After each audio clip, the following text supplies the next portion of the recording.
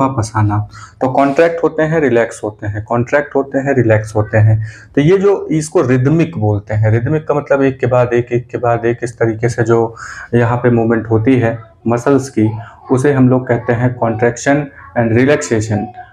ये रिदमिकली होता है। रिदमिकली का मतलब एक के बाद एक होता है, यानी कि हार्ट के जो मसल्स हैं वो इस तरीके से कॉन्ट्रैक्ट हो रहे होते हैं, रिलैक्स हो रहे होते हैं, कॉन्ट्रैक्ट हो रहे होते हैं, रिलैक्स हो रहे होते हैं। तो इसी को this rhythmic contraction followed by relaxation, यानी कॉन्ट्रैक्शन आता है फिर रिलैक्सेशन आता है, फिर कॉन्ट्रैक्शन आता है फिर रिलैक्सेशन आता है। इसी से धक धक धक धक का साउंड बनता है। इसी को हम लोग हार्ट बीट कहते हैं। ठीक है, तो हार्ट बीट को सुनने के लिए डॉक्टर एक डिवाइस का यूज करते हैं जिसका नाम है स्टेथोस्कोप। तो स्टेथोस्कोप के बारे में क्या राइट करेंगे कि ये एक डिवाइस है विच इज यूज्ड, यानी जिसका इस्तेमाल होता है, यूज्ड बाय डॉक्टर। कौन इस्तेमाल करता है? डॉक्टर। किस लिए? टू एम्पलीफाई, बढ़ाने के लिए। क्या? साउंड। किसका?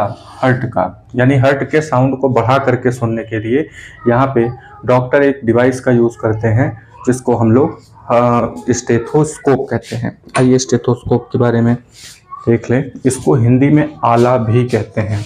तो जैसा कि ये फिगर आप देख रहे हैं, ये स्टेथोस्कोप है।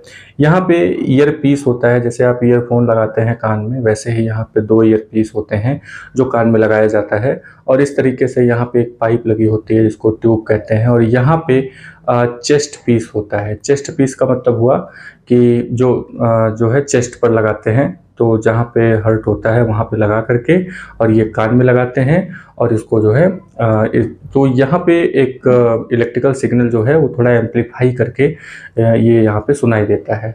तो चेस्ट पीस जो है चेस्ट पर लगा करके ईयर पीस से साउंड को सुनते हैं। तो डॉक्टर के पास ये अक्सर होता है जो हार्ट बीट को ये जानने के लिए यूज़ करते हैं कि हार्ट बीट तेज चल रही है या धीरे चल रही है।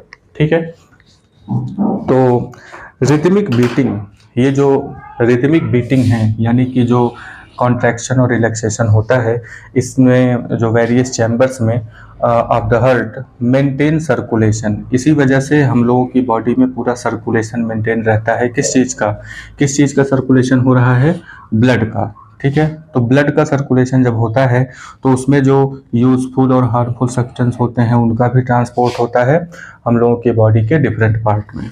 यानी कि बॉडी के अलग अलग पार्ट में जो सर्कुलेशन हो रहा है, ब्लड जो सर्कुलेट हो रहा है बॉडी के अलग अलग पार्ट में, वेस्ट और हार्मफुल और ये जो यूजफुल सब्सटेंस होते हैं वो लगातार पहुंच रहे होते हैं। ठीक है, यानी कि हम लोगों का जो ब्लड है